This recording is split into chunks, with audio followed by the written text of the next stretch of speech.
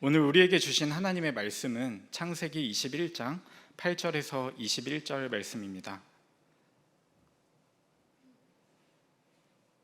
하나님의 말씀을 교독하여 올려드리겠습니다. 아이가 자라매 젖을 떼고 이삭이 젖을 떼는 날에 아브라함이 큰 잔치를 베풀었더라.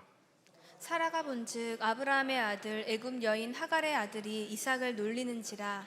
그가 아브라함에게 이르되 이 여종과 그 아들을 내쫓으라. 이 종의 아들은 내 아들 이삭과 함께 기업을 얻지 못하리라 하므로 아브라함이 그의 아들로 말미암아 그 일이 매우 근심이 되었더니 하나님이 아브라함에게 이르시되 내 아이나 내 여종으로 말미암아 근심하지 말고 사라가 내게 이른 말을 다 들으라. 이삭에게서 나는 자라야 내 씨라 부를 것임이니라. 그러나 여종의 아들도 내 신이 내가 그로 한 민족을 이루게 하리라 하신지라. 아브라함이 아침에 일찍이 일어나 떡과 물 한 가죽 부대를 가져다가 하갈의 어깨에 메워주고 그 아이를 데리고 가게 하니 하갈이 나가서 브엘세바 광야에서 방황하더니 가죽 부대에 물이 떨어진지라. 그 자식을 관목덤불 아래에 두고 이르되 아이가 죽는 것을 참아 보지 못하겠다 하고 화살 한 바탕 거리 떨어져 마주 앉아 바라보며 소리내어 우니 하나님이 그 어린아이의 소리를 들으셨으므로 하나님의 사자가 하늘에서부터 하갈을 불러 이르시되 하갈아 무슨 일이냐 두려워하지 말라. 하나님이 저기 있는 아이의 소리를 들으셨나니 일어나 아이를 일으켜 내 손으로 붙들라. 그가 큰 민족을 이루게 하리라 하시니라. 하나님이 하갈의 눈을 밝히셨으므로 샘물을 보고 가서 가죽 부대에 물을 채워다가 그 아이에게 마시게 하였더라. 하나님이 그 아이와 함께 계심에 그가 장성하여 광야에서 거주하며 활 쏘는 자가 되었더니 그가 바란 광야에 거주할 때에 그의 어머니가 그를 위하여 애굽 땅에서 아내를 얻어 주었더라. 아멘. 오늘도 우리 주님의 은혜와 평화를 빕니다. 우리 주님의 은혜와 그 크신 사랑이 우리 한 사람 한 사람을 가득 채우고 흘러 넘쳐서 우리의 가족들과 이웃들, 북한 동포, 그리고 저 멀리 가난과 삶에 지친 이들에게 전해지길 소원합니다. 은혜를 사모하며 이 자리에 나오신 여러분을 환영하고 축복합니다. 옆 사람 축복하면서 인사하겠습니다. 주실 은혜를 사모합시다. 또 인사하겠습니다. 넘치도록 채워주실 것입니다. 아멘. 저는 요한복음에 나오는 포도나무와 가지의 비유를 참 좋아합니다. 우리가 하나님께 붙어 있어서 그분으로부터 오는 생명력으로 살아내고 또 그 생명력 덕분에 초라한 가지 같은 내 삶이어도 열매 맺는 삶을 사는 게 우리 그리스도인이라 믿기 때문입니다. 은혜로 산다는 것은 생명이 내게 속한 것이 아니라 하나님께 속해 있음을 인정하는 것입니다. 주님이 포도나무시고 나는 가지임을 인정하는 것입니다. 하나님 앞에 언제나 우리가 텅 비어 있음을 인정하는 것입니다. 그래서 주님을 가까이 하고 주님으로부터 오는 은혜가 아니면 내가 사랑하는 주변 사람들에게 줄 게 없음을 고백하는 것입니다. 그래서 은혜로 사는 사람은 뭔가 내가 주는 게 있으면은 내가 줬다 자랑하지 않고 받은 은혜가 흘러 넘쳤다 고백합니다. 은혜로 사는 삶이 가지의 삶입니다. 그리고 은혜로 사는 삶의 열매가 평화입니다. 은혜로 사는 삶의 결과가 평화입니다. 하나님과의 평화, 이웃과의 평화, 또 생태 자연과의 평화, 우리 삶에 임하는 이 평화의 하나님 나라, 이것이 은혜로 사는 삶의 결과입니다. 그래서 구약 민수기 6장의 제사장들이 이스라엘 백성들을 축복할 때 은혜와 평화를 빌었고요. 신약에서 바울 또한 늘 예수 그리스도의 복음을 전할 때 주님의 은혜와 평화를 빌었습니다. 생명을 머금은 복음이 전해지기 위해서는 언제나 은혜가 필요하고 또 복음이 전달될 때 그 내용과 복음의 결과는 평화입니다. 은혜가 지금 오늘을 위한 것이라면 평화는 미래에서 현재로 다가오는 것입니다. 그래서 우리 주 예수 그리스도가 평화의 왕이라고 하는 것입니다. 성경이 증언하는 것처럼 다시 오실 왕은 평화의 왕입니다. 은혜로 사는 우리 성도들은 이스라엘이 망해갈 때 평화의 나라를 바라보았던 이사야처럼 이 땅에 온갖 들려오는 뉴스들을 보면 기후 위기에, 경제 위기에, 전쟁에 온갖 일들로 망해가는 것 같지만 주님께서 우리를 은혜로 인도하신다면 마침내 주님의 평화의 나라가 올 줄로 믿는 성도들입니다. 그런 믿음과 우리의 간절함을 담아서 옆 사람 보면서 다시 한번 인사하겠습니다. 주님의 은혜와 평화를 빕니다.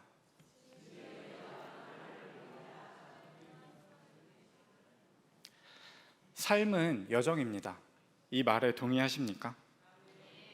여행을 하다 보면 낯선 길을 걷고 낯선 사람들을 만나고 낯선 경험을 하는 것처럼 우리의 인생도 그 누구도 예외 없이 처음 가보는 길을 걷고 처음 만나는 사람들과 가족과 공동체를 이루고 뭐든 처음 경험하며 살아갑니다. 그런데 이 여정이 어떤 의미를 가지고 있을까요? 인생이 여정은 여정인데 어떤 여정이냐 하는 것, 이것은 우리 삶의 의미를 묻는 근본적인 질문입니다. 이 질문에 대해서 신학적으로 답해보면 이 여정은 화해의 여정입니다. 화해가 단순히 누군가 싸웠다가 풀었다 정도가 아니라 다른 언어들을 보면 조금 더 깊이 통찰할 수 있습니다. 화해하다가 영어로 reconcile인데 라틴어에서 온 말입니다. 다시 함께 모이다 라는 의미를 가지고 있습니다. 하나님으로부터 흘러나온 모든 피조물이 다시 하나됨을 향해서 가는 여정, 그것이 우리의 삶이고 신앙의 여정입니다. 고대 교회의 신학자였던 아우구스티누스는 선악에 대해서 생각할 때 이 하나됨을 향해서 가는 것, 그러니까 하나님과 가까워지는 것, 하나님이 계신 것이 선이라 생각했고, 하나됨을 향해 가지 않는 것, 하나님으로 나아가지 않는 것, 그것이 선이 없는 상태, 악이라고 생각을 했습니다. 그러니까 우리네 삶은 천상병 시인이 귀천이란 시에서 노래했던 것처럼 나 하늘로 돌아가리라 하는 것입니다. 늘 혼자인 것 같고 고독하고 불안하고 때로 외로운 우리 존재가 다른 피조물들과 연합을 이루며 다시 하나님께로 돌아가는 여정, 다시 하나됨의 여정, 곧 화해의 여정이 인생이라고 말할 수 있겠습니다. 그래서 우리의 인생의 나침반이 되는 성경은 이 화해의 여정을 담고 있습니다. 가장 먼저 하나님께서 창조하신 인간이 죄로 인해서 타락하게 되었고 분열되고 쪼개졌고 다시 연합하여 하나님께로 돌아가는 여정이 창세기의 시작과 함께 등장합니다. 그 오랜 여정에서 약속대로 오신 예수 그리스도는 하나님과 우리를 화해시키셨고 또 사람과 사람을 화해시키셨습니다. 다른 피조물들과의 연합 없이는 하나님께로 돌아감도 없습니다. 한 분 대신 하나님께로 돌아가려면 그 가는 길목에서 이웃과의 화해는 반드시 이루어져야 합니다. 그것이 하나님께로 가는 길이기 때문입니다. 그래서 예수님께서는 누구든지 하나님께 제사를 드리려거든 형제에게 잘못한 것이 있다면, 그게 생각나면 먼저 화해하고 와서 제사를 드리라라고 했습니다. 그런데 문제가 있습니다. 이 화해라는 게 결코 쉽지 않다는 것입니다. 우리의 삶의 무게가 무겁다면 딱 그만큼의 무게만큼 화해가 어렵습니다. 저는 어른들과 함께 말씀 나눌 준비를 할 때면 제가 감히 그 세월의 깊이를 가늠할 수 없기 때문에 저희 집안 어른들의 삶을 떠올리면서 이 말씀이 어떻게 다가올까 상상을 하곤 합니다. 그런데 말씀을 묵상하면서 화해라는 말이 어떻게 다가올까 생각을 해봤을 때 숨이 턱 막혔습니다. 저희 할머니는 황해도 웅진에서 태어났었는데요, 소위 만석군의 딸이어서 뭐든 다 해주는 사람들 사이에서 자랐다고 합니다.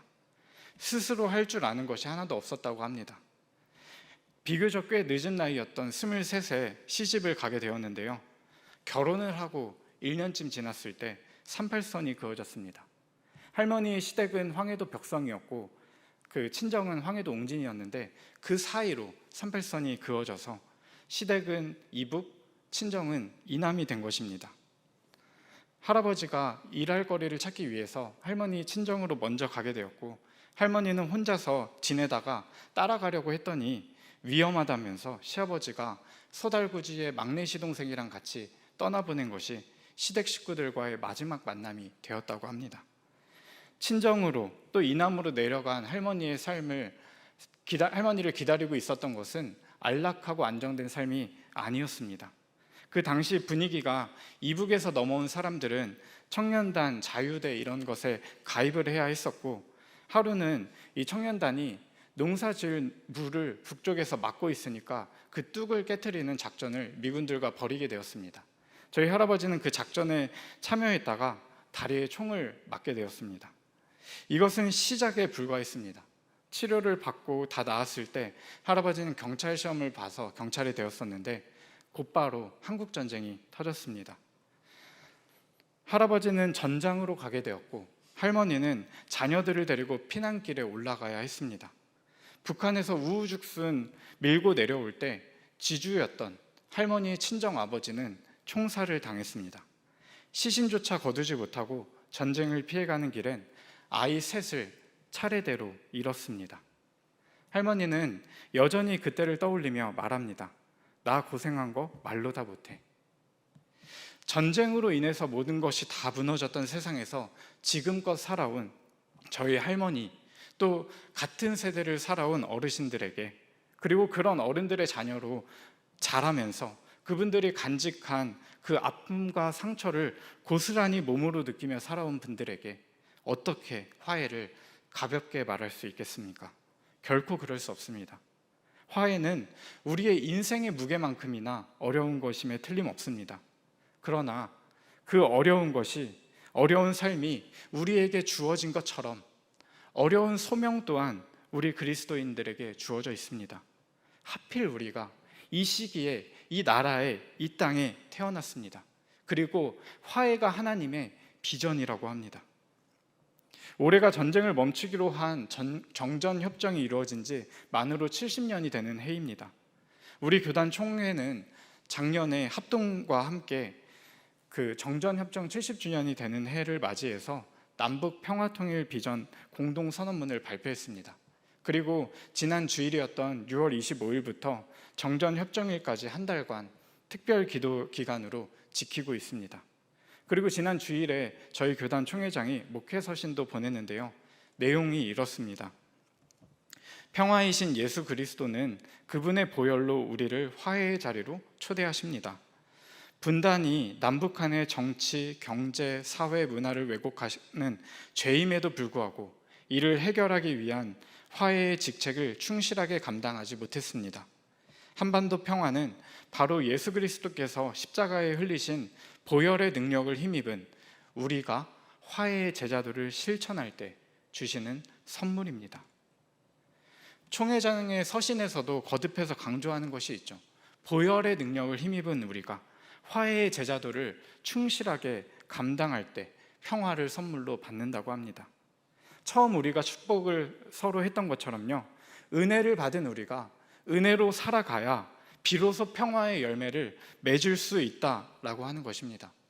그런데 우리가 처음 말했던 것처럼 우리의 상황에서 어떻게라고 하는 난감하고도 복잡한 문제가 여전히 남아 있습니다. 화해를 이루는 것이 우리의 비전이라는 거 알겠는데 이미 우리에게는 갈라진 세월만큼이나 깊어진 상처가 있는데 이 쉽지 않은 화해의 비전을 우리 한국교회가 어떻게 이뤄가냐 하는 것입니다. 오늘 주신 말씀을 통해서 우리는 두 가지 교훈을 배울 수 있습니다. 가장 먼저 우리의 하나님께서 그들에게도 하나님 되심을 인정해야 합니다.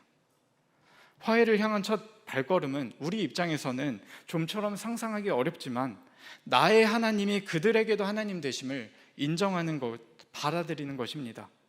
나의 하나님이 되지만 그들에겐 하나님이 되지 않는다, 그들에겐 하나님이 없다 하는 태도에서 벗어나서 그들을 위하시고 보호하시고 지금껏 인도하셨던 하나님을 인정하는 것입니다.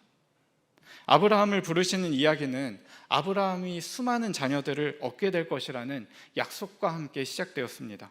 그는 큰 민족을 이루고 그의 자손이 밤하늘의 별과 같이 많아질 것이라는 약속을 받았습니다.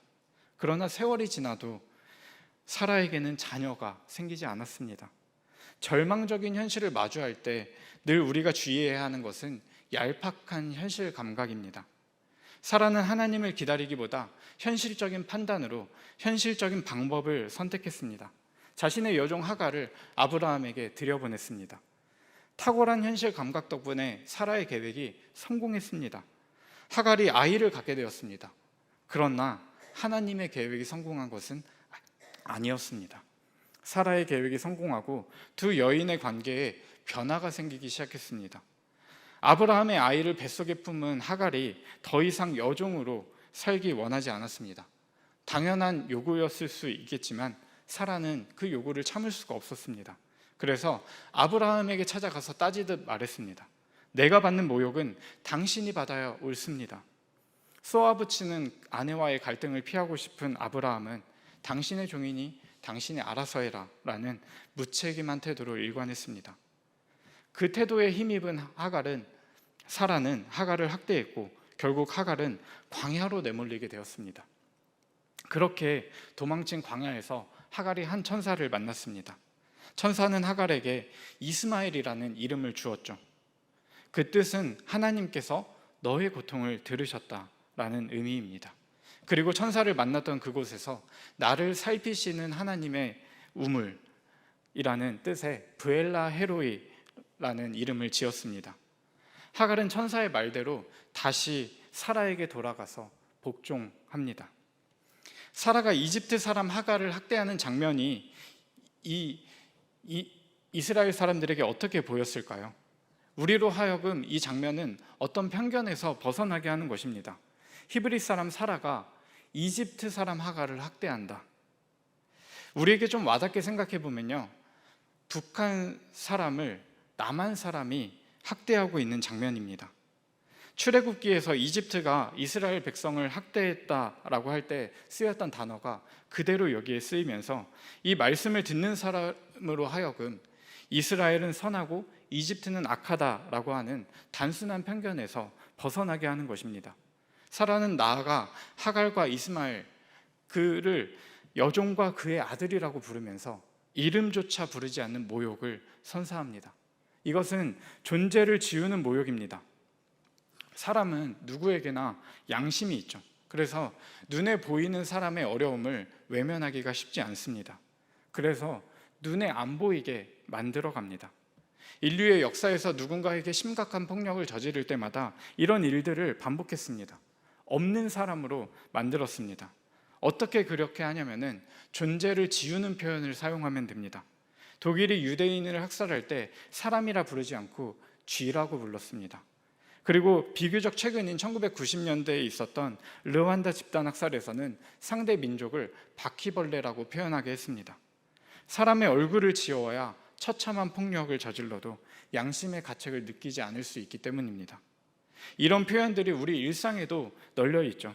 요즘 언어에서는 어떤 충이라고 하는 그런 말들을 자주 사용하곤 합니다. 사람을 벌레로 만드는 말입니다. 한남 한여와 같이 남성과 여성을 서로 적대하는 혐오 표현도 있고요, 짱깨나 족발이처럼 다른 민족들을 혐오하는 표현도 두루두루 사용되고 있습니다. 그런 언어들을 사용하면서 우리는 그들의 얼굴을 지워버리곤 합니다. 사람이라고 생각하면 하기 어려운 일들을 그렇게 존재를 지워버린 다음에 할 수 있게 됩니다. 여종과 그의 아들이라는 표현에는 그런 무서움이 담겨져 있습니다. 그래서 사라는 하갈과 어린 이스마엘을 죽으라고 광야로 내쫓을 수 있었던 것입니다. 아브라함이 이스마엘을 낳은 것이 그의 나이 86세 때였죠. 그리고 13년 후에 99세가 되었을 때 전능하신 하나님께서 나타나셔서 할례를 행하라고 하셨습니다.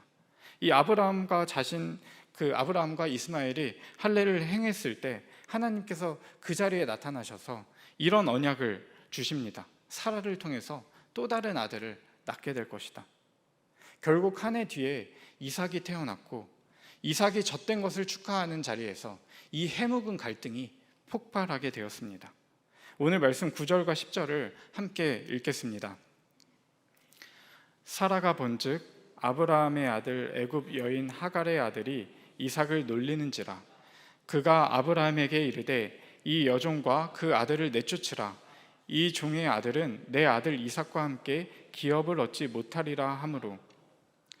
아멘. 이삭을 놀렸다 하는 표현은 사라가 아이를 갖게 된다고 예언했을 때 뒤에서 듣다가 웃었다라고 하는 표현과 같이 비웃음이라고 하는 표현에서부터 이삭의 이름의 원래 뜻인 그 밝은 웃음이라는 표현까지 비교적 넓은 의미로 쓰입니다. 번역이 반역이라는 말이 있는데요. 이삭의 이름이 대표적인 예가 아닐까 싶습니다.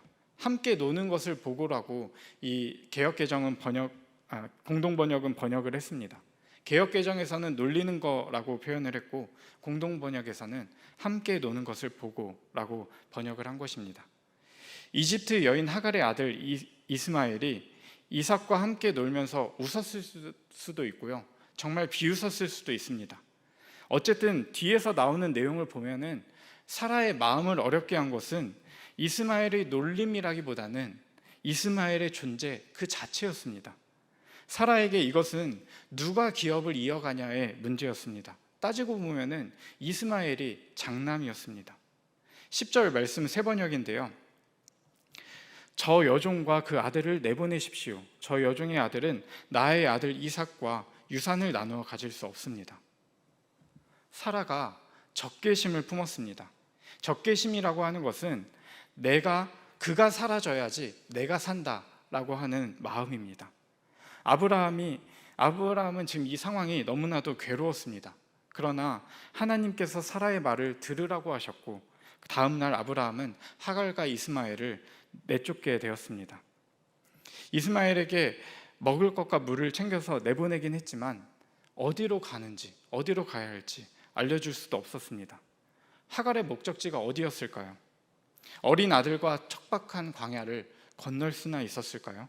그야말로 죽음을 향한 길이었습니다. 아니나 다를까 얼마 지나지 않아서 이 가죽 부대 안에 있는 물이 다 떨어졌습니다. 광야 한복판에서 물이 없다는 것은 곧 죽음을 맞이하게 될 것이라는 것이었습니다. 막막해진 하갈은 이 조금이라도 시원한 감목덩물 아래에다가 이스마엘을 눕혀놓고선 엉엉 울었습니다. 하나님은 아브라함의 하나님, 사라의 하나님이기도 했지만 동시에 적대 관계에 있었던 하갈의 하나님이기도 하셨습니다. 하나님께서 하갈을 그냥 내버려 두지 않으셨습니다. 그 울음소리를 외면하시지 않으셨습니다. 천사와의 만남 이후에 하갈의 눈이 밝아졌고 그리고 샘이 보였습니다. 살 길이 보였습니다. 가죽 부대에 물을 채워서 아이에게 마시게 했습니다. 그렇게 이 여정은 계속될 수 있었고 이스마엘은 자라서 활 쏘는 사람이 되었습니다. 하나님이 사라와 또 사라의 적 하갈을 외면하지 않으셨습니다. 거절하지 않으셨습니다. 고통 속에서 울부짖는 소리를 들으시고 주목하셨습니다. 그리고 하갈과 이스마엘을 죽음으로부터 건져내셨습니다. 우리는 좀처럼 상상하기 어렵지만 하나님은 우리가 존재조차 부정하고 싶고 적이라고 생각하는 사람들에게까지 하나님이 되십니다.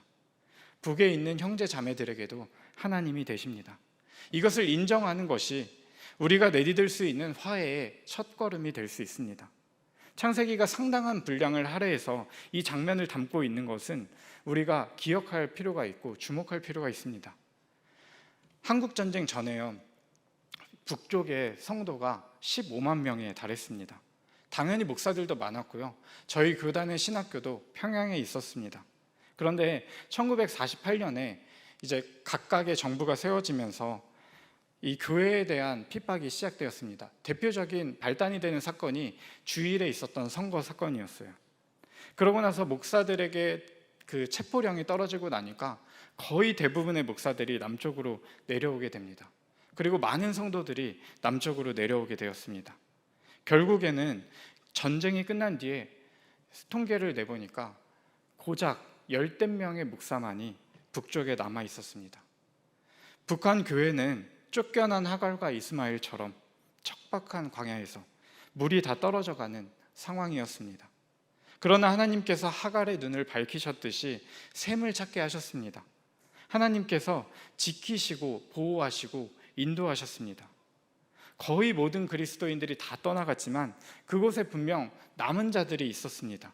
드러내놓고 살 수는 없었지만 그 가운데 새겨진 그리스도의 십자가를 누가 지울 수 있었을까요?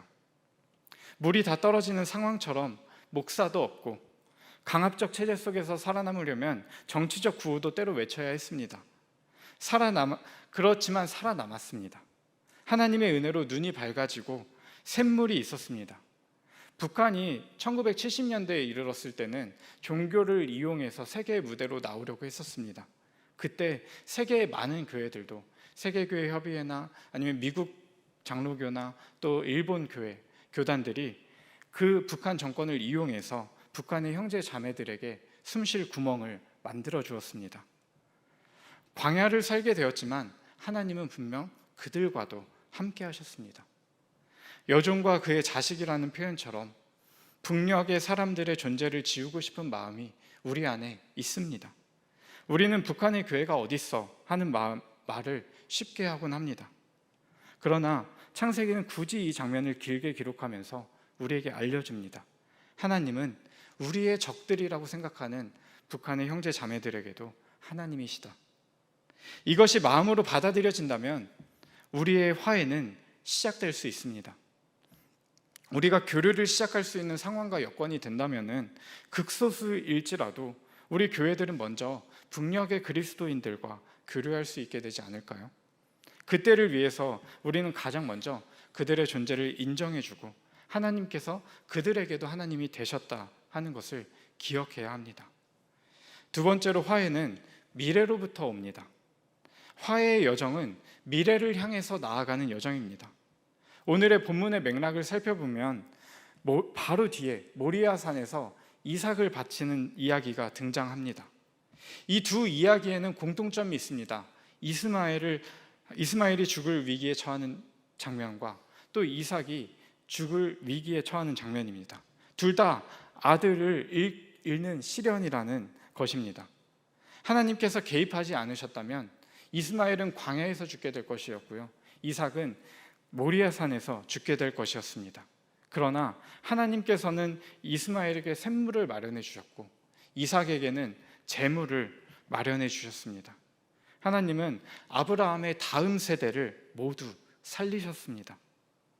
마치 하나님이 선택한 것은 나만이라는 생각처럼 어쨌든 하나님은 둘 중 이삭을 선택하지 않았느냐 하는 의문을 품을 수도 있습니다. 이삭이 선택받은 게 맞죠. 이스마엘이 선택받지 않은 이유는 그가 약해서가 아닙니다. 오늘 본문의 마지막 구절처럼 그는 활 쏘는 사람이 되었습니다. 이스마엘은 약하지 않고 오히려 강한 사람이었고 힘이 세고 능력이 있었습니다. 그러나 하나님께서는 강한 이스마엘이 아니라 오히려 연약한 이삭을 택하신 것입니다. 마치 강대국에 의해서 좌지우지되는 나만처럼 스스로 뭔가를 결정하지 못하고 남들에게 맡겨두곤 합니다. 보통의 이야기였다면 이 이야기의 주인공은 이스마엘이 되었을 텐데요. 그러나 미련하고 약한 것을 택하시는 하나님께서 이삭을 선택하셨는 줄로 믿습니다. 하나님께서 선택한 것이 이삭이라고 해서 이스마엘을 싫어한다는 것을 의미하지 않는다는 것을 우리가 잘 알고 있습니다. 이스마엘이 형제들을 대항해서 살 거라는 이야기, 또 이스마엘이 하갈과 사라의 갈등이 이삭과 이스마엘이 전해지는 것처럼 끝나는 것 같지만 본문을 확장시켜서 아브라함의 죽음의 장면을 보면은 이 적대 관계가 해소되는 것을 볼 수 있습니다. 창세기 25장 8절에서 9절을 함께 읽겠습니다. 아브라함은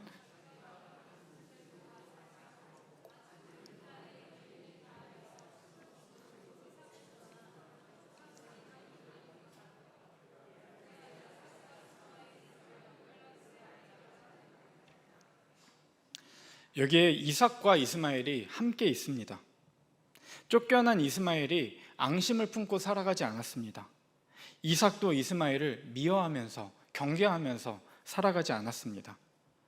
말씀을 준비하면서 종교계의 노벨상으로 불리는 템플턴상을 수상했던 한 유대교 랍비의 책을 읽었습니다. 유대교 랍비들의 성경 주석인 미드라시를 보면은 아브라함이 말년에 맞이했던 아내 그두라가 하갈로 해석한다고 합니다.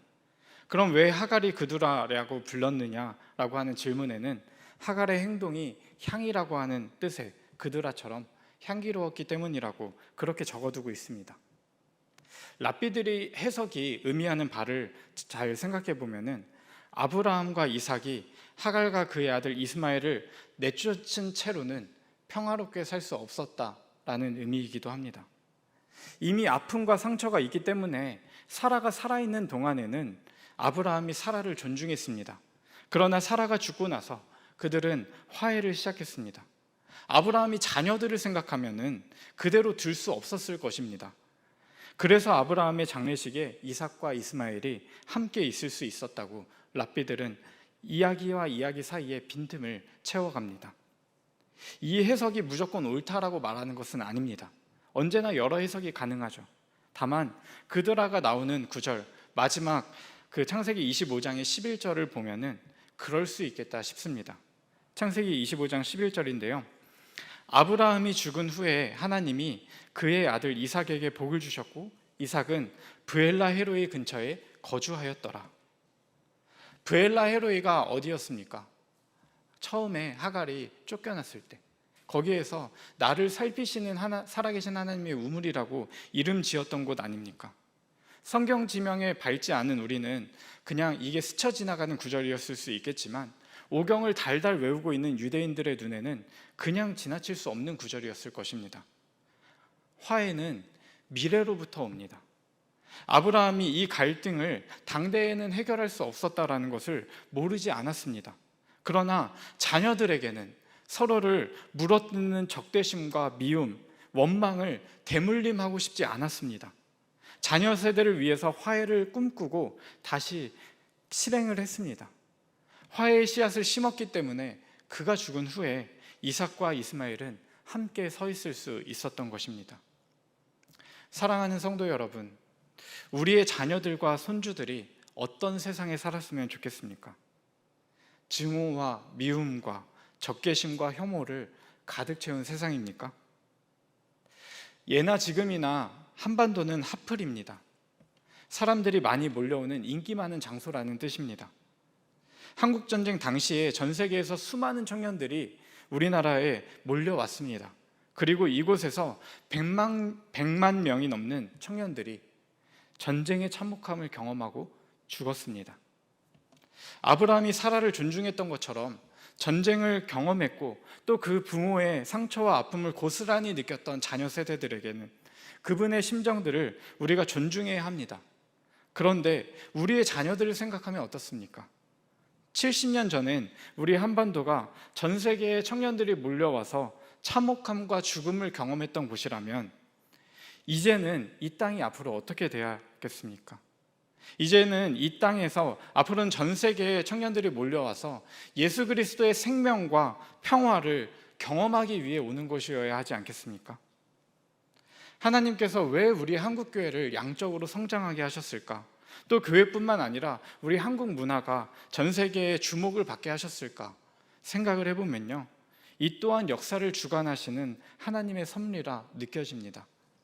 어떤 면에서는 한반도는 지금 전쟁 중인 러시아나 우크라이나보다도 훨씬 더 세계의 주목을 받고 있습니다. 남과 북의 분단이 우리만의 분단이 아니기 때문입니다. 애초에 한국전쟁은 내전이 아니라 세계의 전쟁이었고 지금에 이르기까지 이곳에서 전 세계의 분열과 갈등이 집중되어 있기 때문입니다. 뒤집어서 생각해 보면요, 이곳에서의 갈등과 분열을 해결하면요, 전 세계에 평화를 줄 수 있다는 뜻이기도 합니다. 하나님께서 이 일을 위해서, 이 역할을 감당시키기 위해서 우리 한국교회를 예비하고 계신 줄로 믿습니다. 서두에 우리의 여정이 어떤 여정인가를 묻는 것, 이것이 삶의 본질적인 질문이라고 했습니다. 하나님의 화해의 여정에 포함되는 것만큼 우리 삶의 목적에 부합한 일이 어디에 있을까요? 우리를 지금 이곳에 살게 하신 하나님의 섭리를 생각해 볼 필요가 있습니다. 우리 삶에 임한 가장 큰 축복이 하나님과 함께하는 것 아닙니까? 예수 그리스도를 통해서 시작하신 그 화해의 여정에 우리가 동참하는 일이 우리 삶에 주어진 가장 큰 은혜와 축복이 아닙니까? 주님께서 이 땅에 세우신 교회들이 예수 그리스도의 꿈을 꾸고 인류 구원의 환상을 보게 되길 축복합니다. 한 손엔 복음을 들고 한 손엔 사랑을 들고 그들의 하나님을 인정하는 그 넘치는 사랑을 들고 온 땅 구석구석을 누비는 우리 한국교회가 되길, 우리 세상의 소금 염산교회가 되기를 주님의 이름으로 소망합니다. 기도하겠습니다. 사랑의 주님, 오늘도 우리를 주님과 연합하는 기도의 자리로 불러주시니 감사드립니다. 주님께서 우리를 택하시고 부르시고 또 주님을 따라 사는 소명까지 주셨으니 감당할 수 있는 은혜 또한 허락해 주시옵소서. 우리에게 심겨진 미움과 편견에서 벗어나게 하시고 주님께서 소중히 여기시는 주님의 자녀들을 바라볼 수 있는 넉넉한 사랑의 마음을 허락해 주시옵소서. 우리는 크신 주님의 계획을 다 알지 못합니다. 그러나 우리에게 생명 주신 이유를 헤아려 볼 때 크신 주님의 섭리하심에 잇대어 살아갈 수 있도록 우리를 인도해 주시옵소서. 우리 성도들의 일상을 주님께서 붙들어 주시고 생명력 있는 영생의 삶으로 인도해 주시옵소서. 그래서 생명을 머금고 살아가는 우리 성도들을 통해서 곳곳에서 회복의 역사가 일어나도록 주님 일하여 주시옵소서. 예수님의 이름으로 기도드립니다. 아멘.